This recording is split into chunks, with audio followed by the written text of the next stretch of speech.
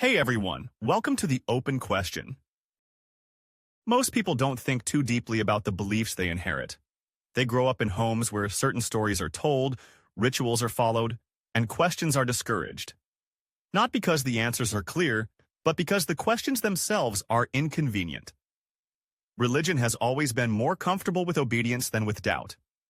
But if you step back and ask, not what you've been told, but what you can actually know for certain, you start to realize how little is truly solid. That's where agnosticism quietly enters the picture. It doesn't come with a loud message. It doesn't preach. It doesn't claim to have found truth. It just pauses. It pauses and says, I don't know. And that pause might be the most honest thing in a world full of belief systems trying to sell certainty. We live in a time where people are constantly pressured to pick a side. You either believe or you don't. You either think there's a God or you say there isn't one. But that black and white thinking doesn't reflect the actual complexity of human thought. Not everyone who rejects religion has to replace it with a mirror image of belief. Some simply step away and admit that the question itself is flawed, or at least unanswerable. The human brain wasn't built to comprehend the infinite. We're wired for survival, for pattern recognition, for fear and group loyalty. That's the evolutionary machinery behind every religious myth that ever existed. We tell stories to make sense of chaos. We call it divine because randomness is too painful. But when you really sit with that, when you acknowledge how desperately people cling to these ideas out of fear of uncertainty, agnosticism becomes less of a middle ground and more of a mirror held up to the human condition. It doesn't claim to know what's out there. It doesn't assign names or personalities to the unknown.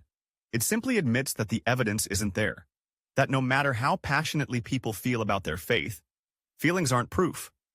And that's the crux of it. People confuse conviction with truth. Just because someone believes with all their heart that they'll see their loved ones after death doesn't mean that's going to happen. It just means they want it to. Agnosticism cuts through that. It doesn't bow to comfort. It doesn't need to wrap the unknown in sentimental packaging. It accepts the possibility of not knowing, and not needing to fill the silence with fairy tales. There's a strange humility in agnosticism. Not the kind you wear like a badge, but the kind that lives in your thoughts when you stop pretending. When you realize how much of what you were taught was never questioned. When you start seeing how deeply belief is woven into fear, fear of death, fear of meaninglessness, fear of being wrong. Agnosticism doesn't pretend those fears aren't there. It just doesn't use gods to bandage them. Religious belief often begins in childhood, when your brain is still forming, still accepting everything as truth. That's when people are taught about invisible beings watching their every move, judging them for thoughts, rewarding them for obedience, punishing them for doubt. It's not about truth. It's about control. It's about shaping minds before they're strong enough to ask the right questions. And even when people grow up, the idea of questioning that programming feels like betrayal. Not just to the religion, but to their families, their communities, their sense of identity. That's how belief survives, not by reason, but by loyalty. Agnosticism, on the other hand, demands no loyalty. It makes no promises. It's uncomfortable but real. There's also the issue of evidence. If there were clear evidence for any God, any afterlife, any divine being intervening in human affairs, we wouldn't be having debates about it. It would be as obvious as gravity. But it's not. Instead, we have ancient books, conflicting stories, wars over which God is real, and endless reinterpretations to make old texts fit modern morality. Agnosticism looks at all that and says, none of this adds up. Not in a way that's testable. Not in a way that's measurable. Not in a way that separates emotional need from objective fact. And yet, agnosticism isn't passive. It's not lazy thinking. It takes effort to hold space for uncertainty. To say, I won't believe something just because others do. That goes against our social wiring. Most people want to fit in. They don't want to be the one asking uncomfortable questions at the dinner table. They'd rather nod and go along than be seen as difficult. But honest thought isn't always polite. Sometimes it says, I can't follow this just because it makes you feel better. That's what makes agnosticism difficult. It forces you to live without a safety net. It doesn't give you the comfort of an afterlife, or the idea that everything happens for a reason. It doesn't let you outsource your morality to divine commandments. You have to find your own meaning. You have to own your own decisions. That scares people. And that's why religion fights so hard to portray doubt as weakness. Because doubt is dangerous to systems built on certainty. If enough people start asking questions instead of accepting answers, the whole structure starts to shake. So religions teach that doubt is a sin, that it leads to punishment, that even asking certain questions makes you unworthy. But what kind of truth needs to be protected from questions? Real truth doesn't fear scrutiny. It doesn't need blind faith. It holds up under pressure. If a belief falls apart when examined, it wasn't worth keeping in the first place. Agnosticism trusts in that process. It's not about finding a new belief to settle into, it's about clearing the noise, about letting go of stories that never had evidence to begin with, and being okay with the silence that follows. That silence can be heavy, but it's honest.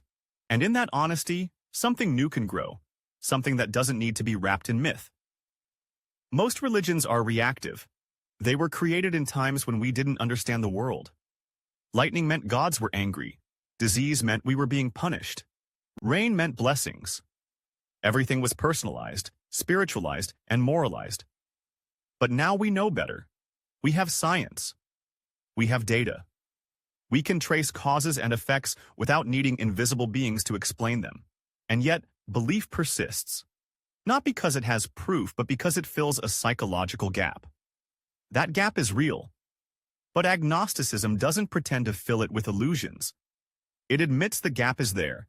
It says, yes, the universe is vast and indifferent. Yes, we might never know why we're here.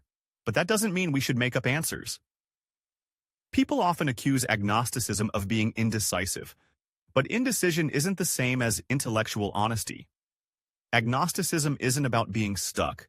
It's about not rushing to adopt a conclusion without evidence. That's not weakness. That's integrity. In fact, when you look at history, the most harmful ideologies didn't come from people who said, I don't know. They came from people who were sure, absolutely certain, willing to kill or die for what they believed. Agnosticism doesn't create crusades. It doesn't burn heretics. It doesn't silence dissent. It doesn't need to. And that alone should tell us something. Because if a belief system has to threaten you into obedience, if it has to offer eternal rewards or eternal punishments just to keep you in line, then maybe it's not about truth at all. Maybe it's about control. Agnosticism removes that leverage. It says, you don't owe belief to anyone, not your parents, not your culture, not your fear of death. It asks you to live with questions, to accept that some things might always be unknown.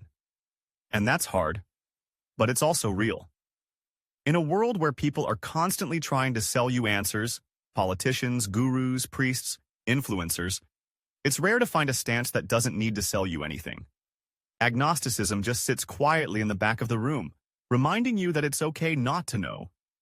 That honesty isn't found in what you say you believe. It's found in what you're willing to question.